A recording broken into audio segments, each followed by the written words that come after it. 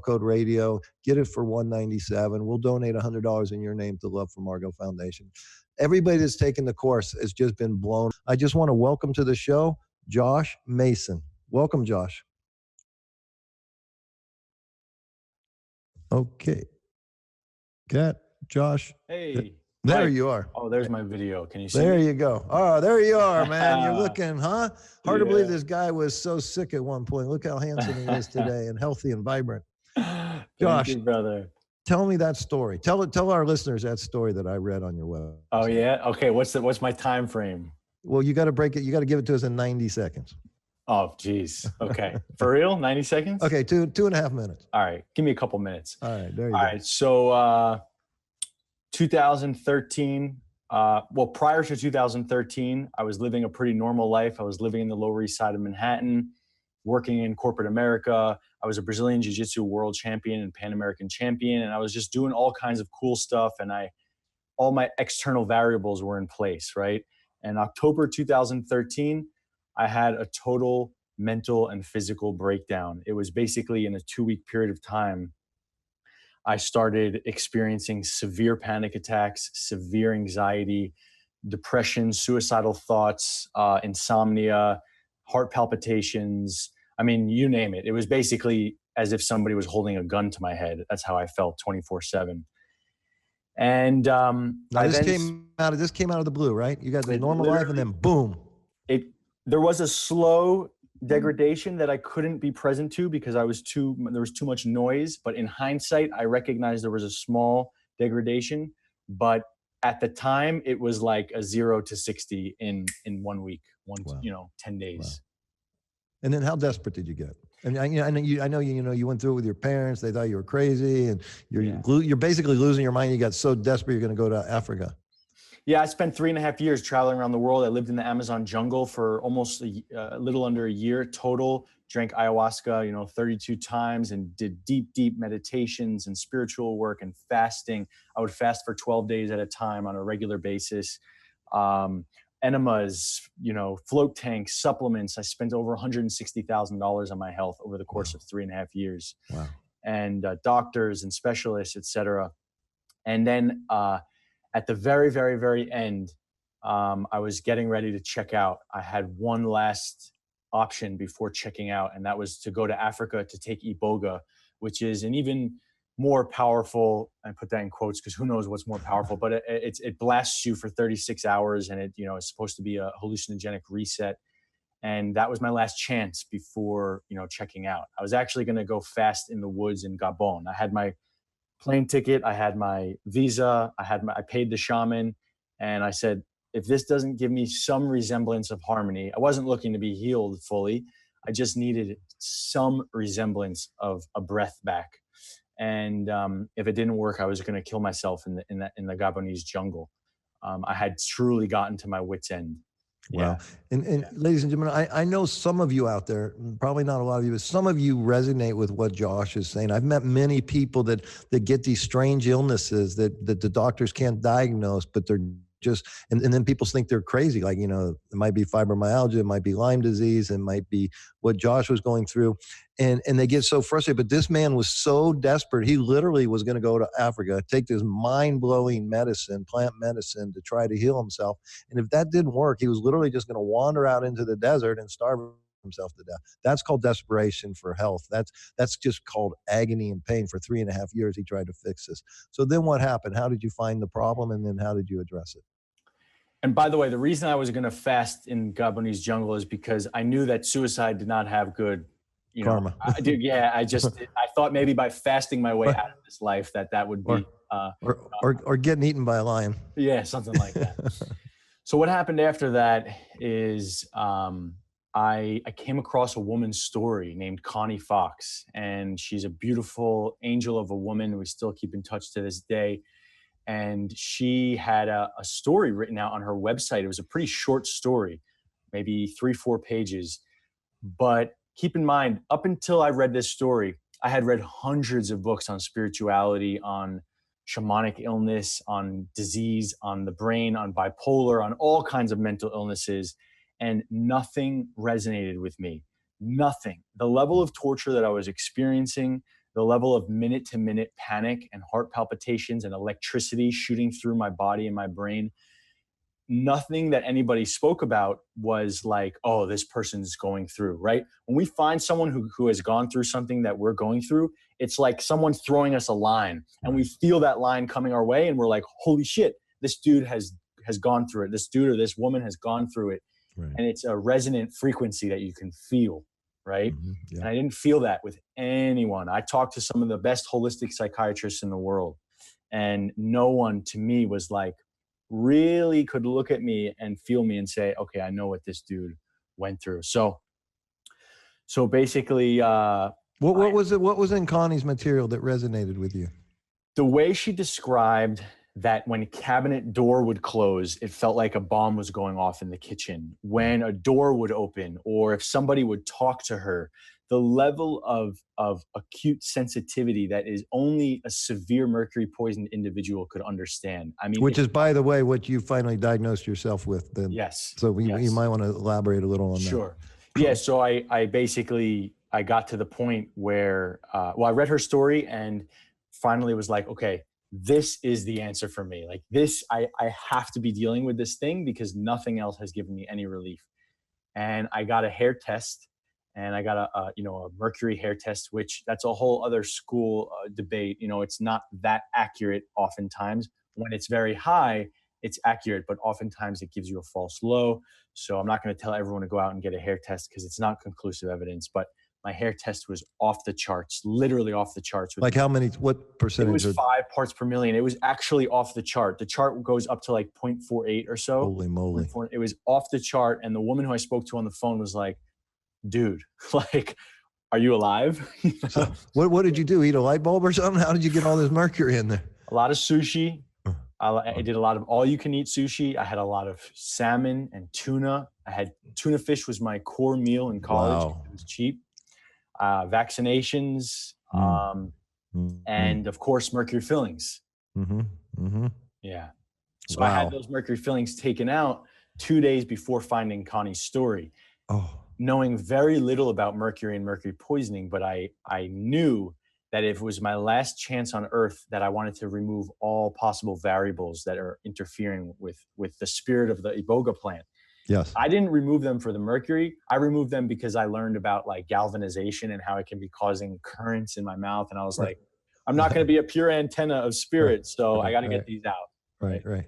Yeah. So the bottom line, all this pain, all this suffering, this destruction of your life for 3.5 years was because of mercury poisoning.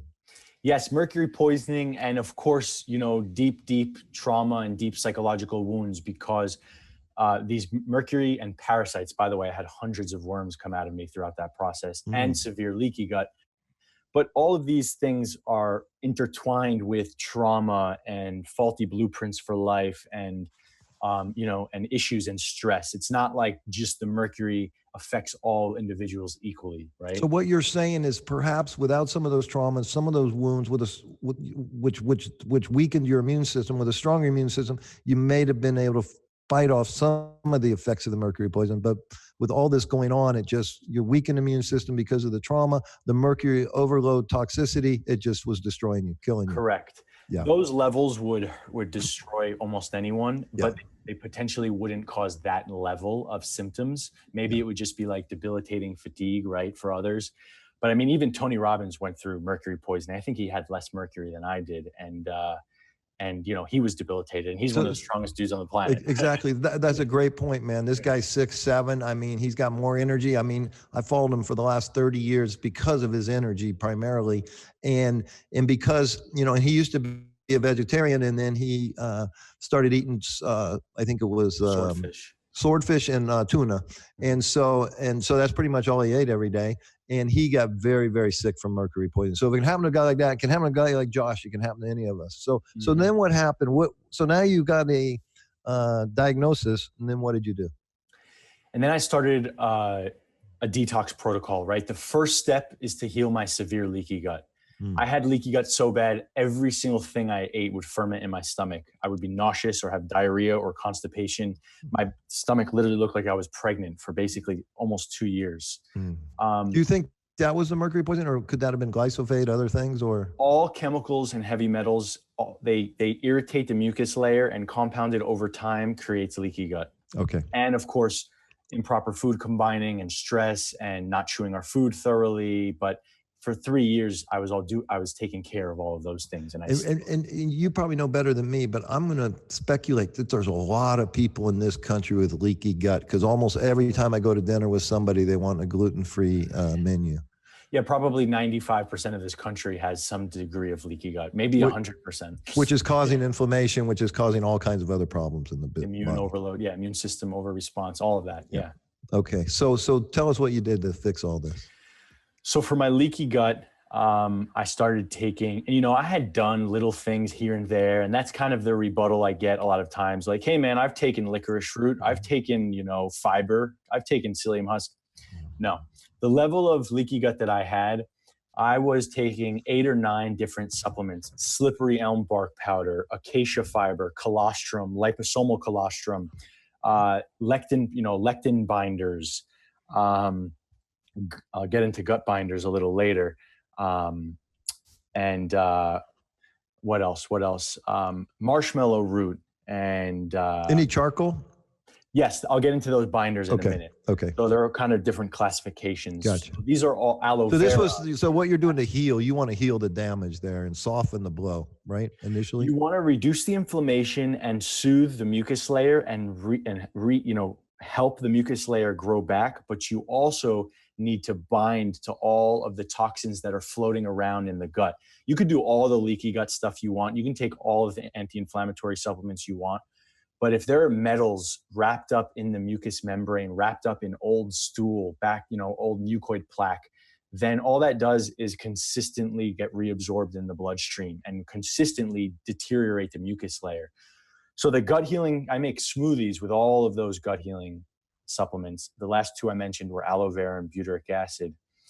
And then another piece of the puzzle, a crucial piece of the puzzle that literally felt like I was taking Xanax with how good it felt for me, like how it calmed my nervous system and what it did for me, was taking binders. Okay.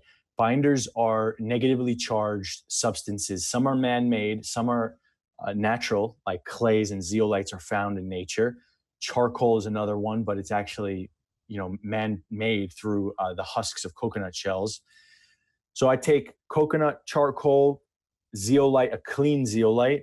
I like green clays and BioPure. Bentonite clay, microchitosan. They did a study with chitosan that they actually had a Zuki bean go up in space. NASA did a study, and there was chitosan in the soil, and it actually helped the plant survive. The plant without chitosan died while traveling out in space. So anyway, chitosan, citrus pectin, bamboo charcoal, all of these I mix together. Microsilica, mixed together in a big shake, 20 ounces of water, and I would fill it up with a glass mason jar and shake it up and drink that first thing in the morning. I'm curious. I'm curious why you get this like Xanax effect from that. Why is that? Not everybody will, but for me, what my core issue was that I had so much mercury in my intestines that basically I was just circulating mercury on a second to second basis.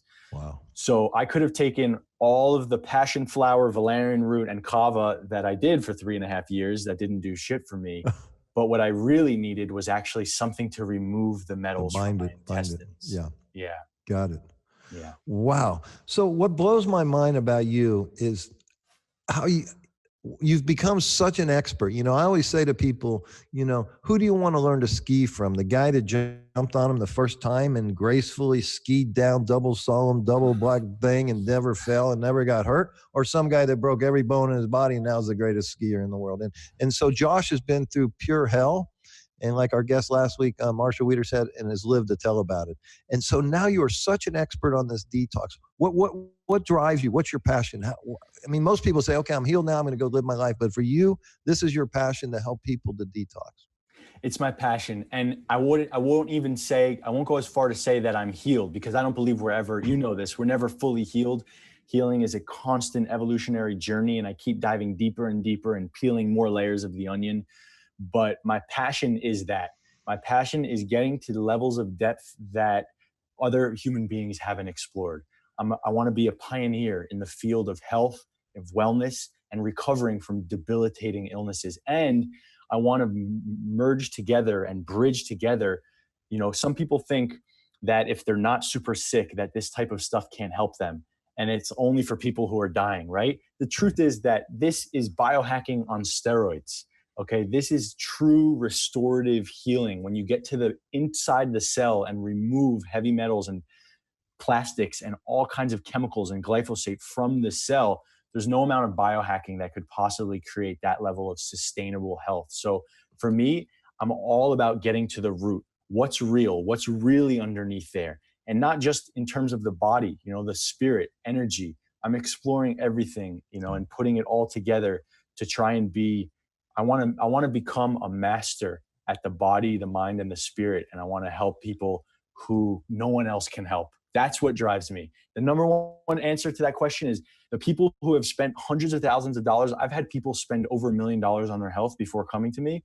I want to be the one to help those people when everyone else has given up on them. That's what I want. And that's what I'm doing right now. Yeah, which I love about you.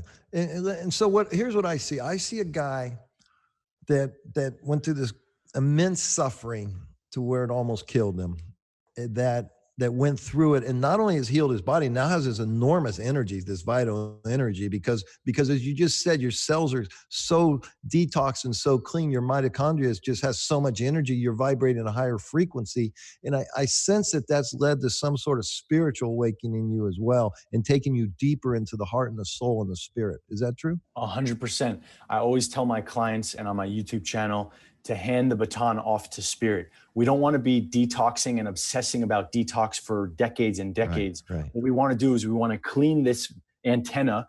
We want to clean this receiver of consciousness to be able to tune into the correct frequencies.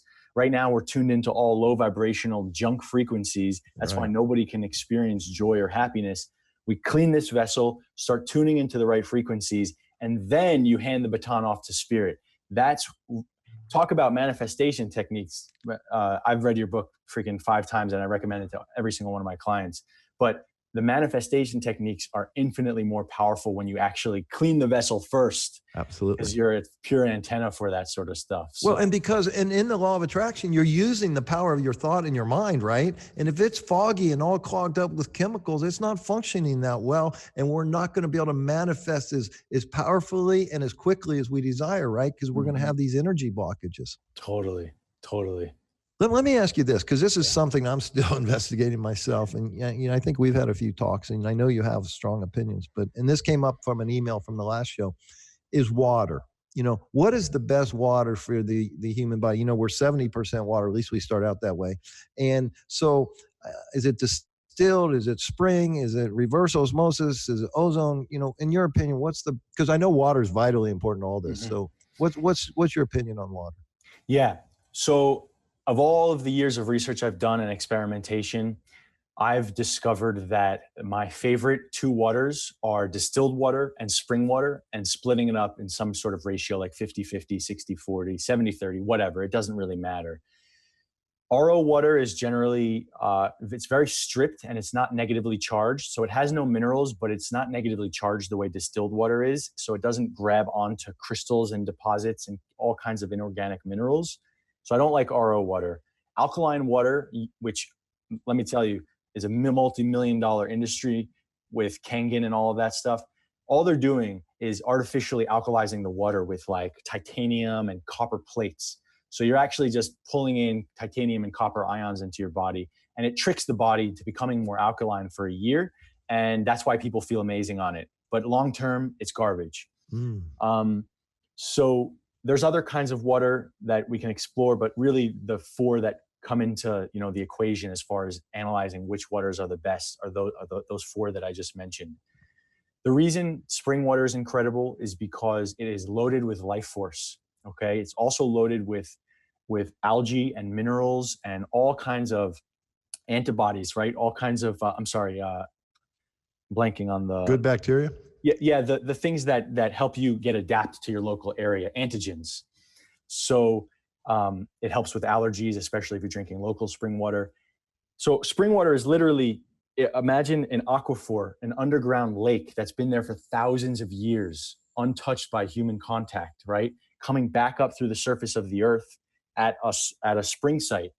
That water is loaded with life force, loaded with minerals, and it's God's gift to humanity, if you ask me. So amazing is spring water. Now, people say that spring water is bad because it's loaded with inorganic minerals from the soil, from the rocks, etc. So the way I counteract that is by drinking distilled water. Distilled water is what, for anyone that doesn't know, is just water that's boiled, gone through a tube, and then cooled, and you're left with pretty much, when distillation is done correctly, pure H2O. And isn't rainwater pretty close to distilled water? Yes, but except then it goes underneath the ground and it gets the mineral, right? Well, it's actually grabbing pollutants on the way down. Okay. But at one phase, it is pure H2O. It's the hydrological cycle of the earth is actually a distillation machine. Gotcha. Right.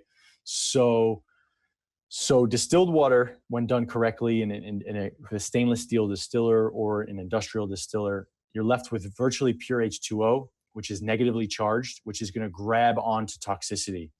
So some people say distilled water takes minerals out of our body. So there's a balance, right? You can remineralize distilled water with all kinds of different trace minerals. Right.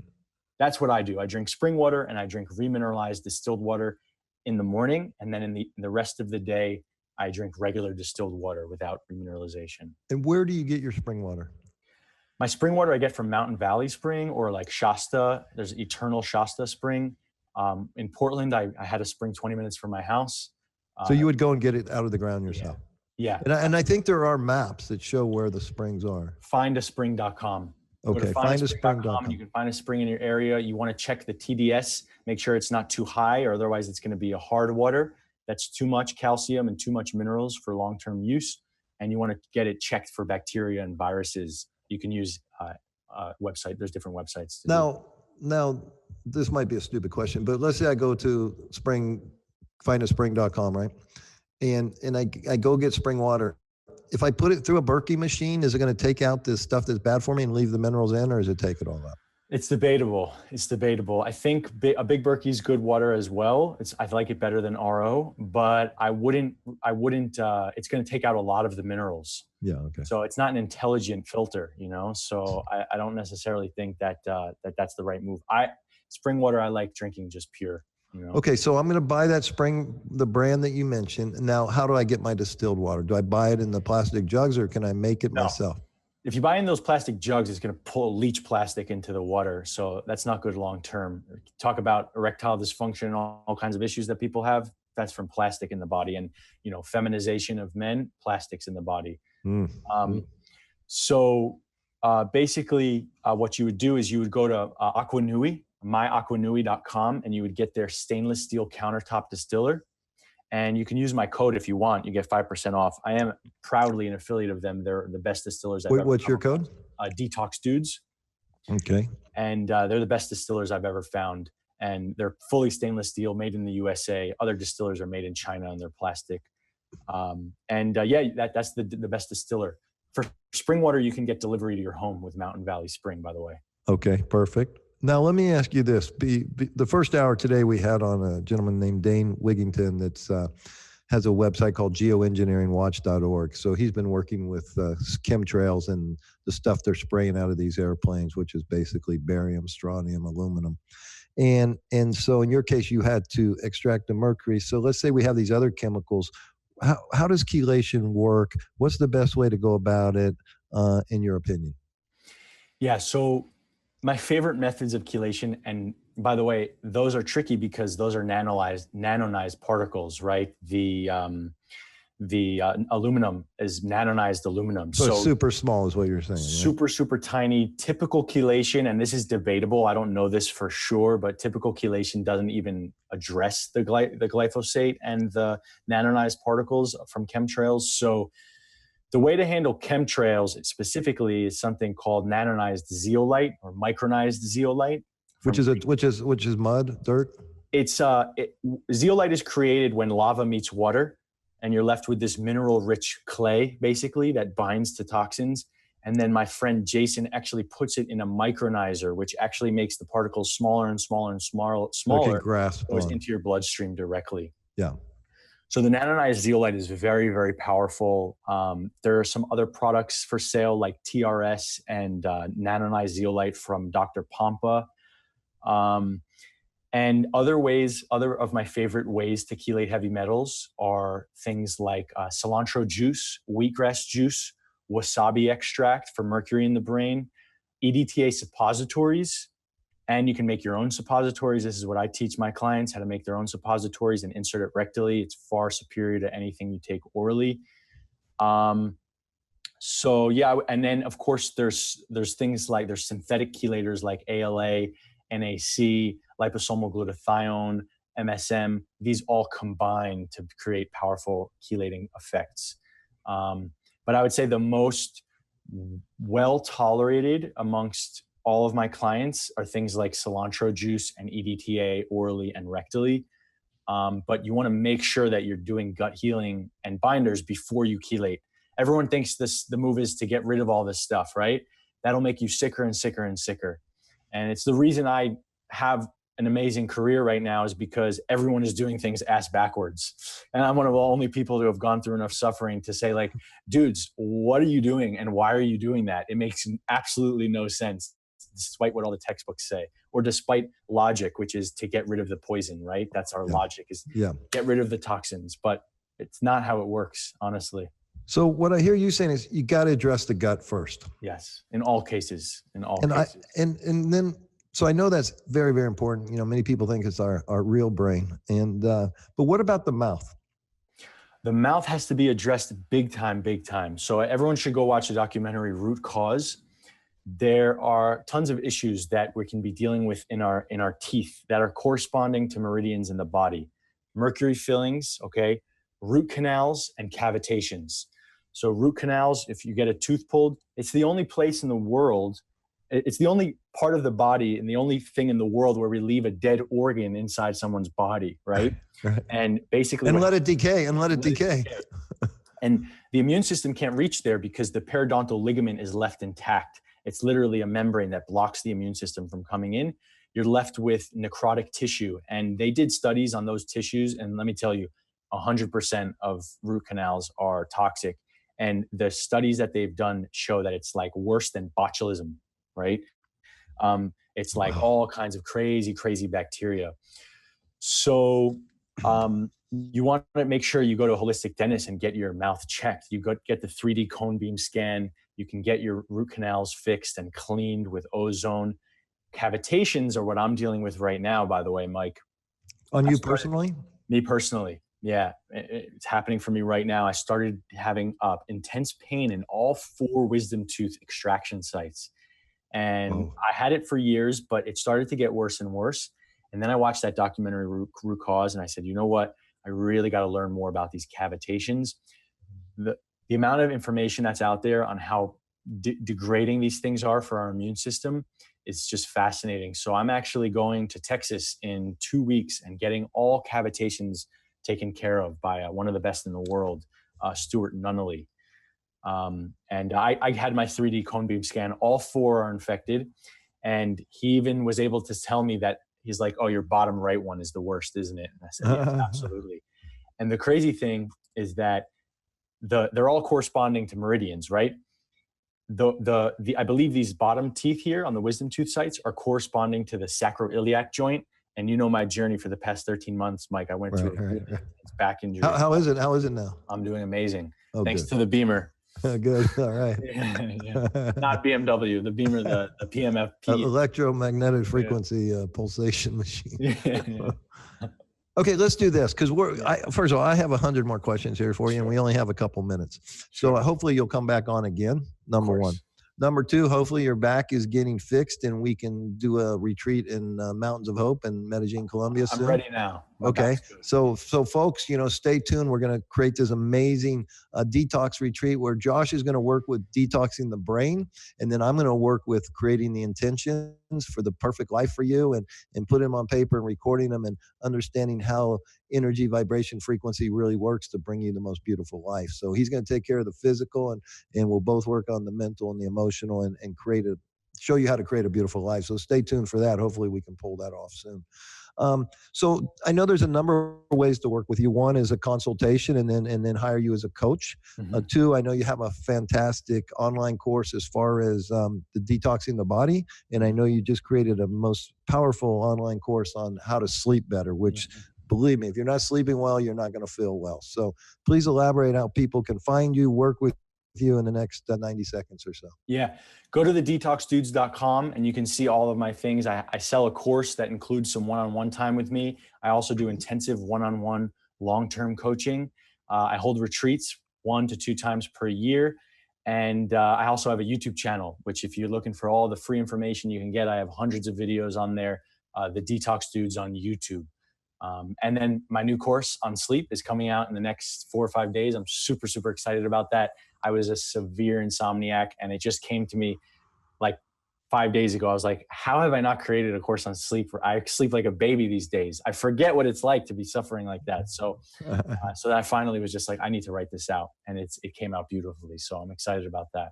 Well, I'm really looking forward to all this, Josh, everything you're doing. I'm looking forward to working with you deeper and doing these detoxes.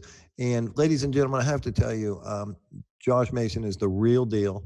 He really, really had the deep suffering and he lived to tell about it. And now his passion is to help you feel better. And I know many of you have illnesses and you have no energy and you're not feeling good.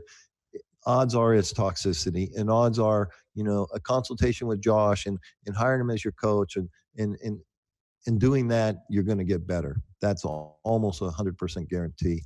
And in the meantime, if you don't have the money, you can't afford to hire him as a consultant right now, go to his YouTube channels. There's so much information there. Go to his Facebook page, get on his mailing list, follow his work, and do your own research. Listen, everything he learned researching on his own. So you can learn everything he knows.